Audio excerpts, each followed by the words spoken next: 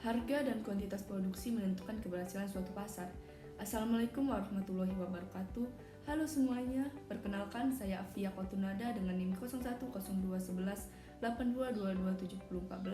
Pada video kali ini saya akan membahas mengenai distorsi pasar dalam pandangan Islam. Apa itu distorsi pasar? Distorsi pasar mengacu pada terganggunya kondisi pasar ideal yang menyebabkan ketidakseimbangan pasar. Distorsi pasar terjadi ketika pelaku pasar mempunyai niat untuk memperoleh keuntungan jangka pendek dan tidak adil dengan cara menipu pihak lain. Hal ini dapat dipahami sebagai memanfaatkan keadaan untuk memaksimalkan keuntungan melalui penipuan.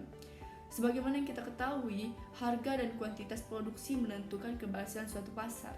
Tidak mudah bagi pasar untuk berfungsi secara independen dan adil. Hal ini menyebabkan terjadinya distorsi pasar. Mekanisme pasar dalam perekonomian harusnya sejalan dan selaras dengan prinsip ekonomi Islam, karena perekonomian Islam berpedoman pada nilai-nilai Al-Quran dan Al-Hadis.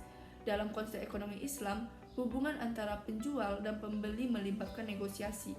Bahkan permintaan dan penawaran dalam bertransaksi harus didasarkan pada keikhlasan. Hal ini bertentangan dengan penindasan yang dimana salah satu pihak mendapatkan keuntungan secara sepihak. Distorsi pasar dapat dilihat sebagai suatu kenyataan di mana keadaan tidak sesuai dengan mekanisme pasar. Dalam ekonomi Islam terbagi menjadi 3 bentuk distorsi pasar, yaitu rekayasa permintaan dan penawaran, tadlis yaitu penipuan, dan tahrir ketidakpastian. Dalam rekayasa permintaan dan penawaran terbagi menjadi 3, yaitu bai najasi atau manipulasi permintaan, ihtikar atau penimbunan, dan talaqi rukban.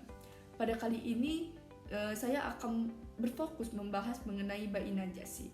Apa itu bai najasi? Najasi adalah praktik jual beli di mana seorang penjual bekerja sama dengan pihak lain untuk menawarkan barang dengan harga yang lebih tinggi dengan tujuan untuk menarik calon pembeli untuk membeli dengan harga yang telah ditentukan. Teman-teman udah pada tahu belum kenapa transaksi najasi itu dilarang? Jadi, transaksi najasi itu dilarang karena penjual meminta seseorang untuk memuji barang yang dijual dengan harga yang melambung, menarik pembeli dengan harga yang dinaikkan, dan melakukan penawaran palsu tanpa niat untuk membeli barang tersebut tetapi hanya untuk menipu orang lain. Hal ini berujung pada terciptanya permintaan palsu, di mana permintaan ini tidak dihasilkan secara alami, sehingga menimbulkan ilusi peningkatan nilai barang dan memungkinkan pelaku bai najasi untuk mendapatkan keuntungan berlebihan melalui manipulasi ini. Sebagaimana dalam hadis dari Abi Hurairah radhiyallahu anhu bahwa Rasulullah SAW bersabda, "Jangan melakukan talaqi rukban, jangan membeli sesuatu yang sudah dibeli saudaranya, jangan melakukan jual beli najasi, jangan melakukan hadir libat, jangan melakukan tasriyatul ghanam." Dan hadis dari Ibnu Umar radhiyallahu anhu bahwa sesungguhnya Rasulullah SAW melarang melakukan najasi. Hadis riwayat Bukhari. Dalam perdagangan global saat ini, transaksi elektronik atau biasa kita kenal sebagai e-commerce tidak dapat dihindari. E-commerce mewakili kemajuan teknologi informasi di mana transaksi bisnis tidak lagi dilakukan secara konvensional atau tatap muka, sehingga pembeli tidak harus bertemu dengan penjual untuk melakukan pembayaran tunai. Kemudahan yang ditawarkan oleh bisnis digital membuat semua orang tertarik untuk melakukan transaksi online baik untuk menjual maupun untuk membeli. Namun nyatanya transaksi online rentan terhadap penipuan karena sebagian besar transaksi melibatkan pembayaran di muka sebelum barang dikirimkan ke pembeli.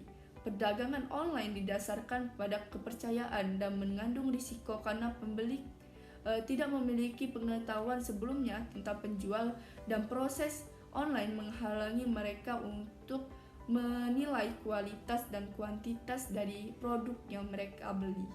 Dengan adanya bisnis digital dapat mempermudah pelaku pasar untuk melakukan bai najasi. Sebagai contoh kasus yang baru-baru ini menjadi perbincangan di media sosial, yaitu adanya online shop di salah satu platform media sosial yang memperkerjakan orang-orang untuk menjadi fake buyer atau pembeli palsu atau pembeli yang fiktif, yang dimana oknum tersebut memanipulasi penjualan dengan melakukan pembelian palsu pada saat mereka melakukan live streaming dengan tujuan untuk menarik atensi atau perhatian penonton lainnya sehingga penonton tersebut tertarik untuk membeli produk yang mereka tawarkan.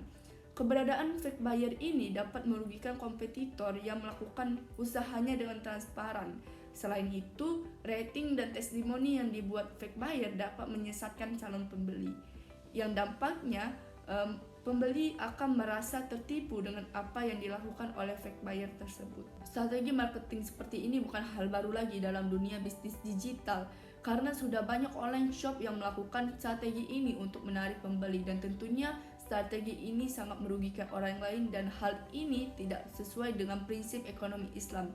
Sebagaimana yang kita ketahui bahwa ekonomi Islam harus berpedoman dengan nilai-nilai Al-Quran dan Al-Hadis, yang dimana harus mengedepankan nilai-nilai kejujuran, keadilan, dan lain-lain. Jadi, bagaimana cara menghindari bai najasi? Jadi ada beberapa cara untuk menghindari bai najasi. Yang pertama, perlunya memberikan edukasi dan pemahaman kepada masyarakat tentang bahaya dan dampak negatif dari praktek bai najasi. Kedua, menindak tegas pelaku bai najasi dengan sanksi yang sesuai dengan hukum yang berlaku. Ketiga, melakukan pengawasan terhadap pasar dan transaksi jual beli untuk mencegah terjadinya praktek bai najasi. Dan tentunya kita sebagai konsumen atau sebagai pembeli harus cerdas dan cermat dalam memilah dan memilih produk yang akan dibeli di marketplace atau di media sosial, sehingga kita terhindar dari online shop yang melakukan bai najasi atau bentuk lain dari distorsi pasar. Sekian penjelasan saya mengenai materi distorsi dalam pandangan Islam. Terima kasih yang sudah menonton. Wassalamualaikum warahmatullahi wabarakatuh.